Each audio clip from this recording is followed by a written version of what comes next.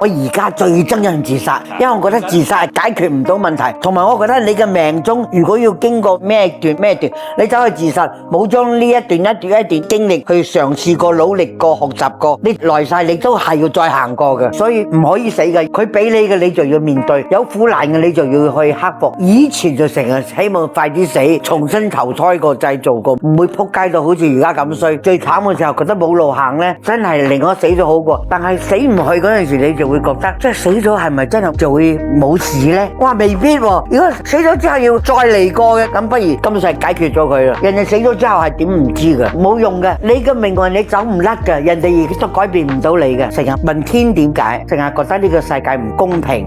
初幾十年都係咁諗，但係而家諗住對個個有困難嘅人都唔係好公平㗎。公平嘅人得一兩個啫嘛，但係嗰一兩個都未必開心㗎。佢又有佢哋嘅唔開心。其實講穿啲就係都係艱難，但係都係公平咯。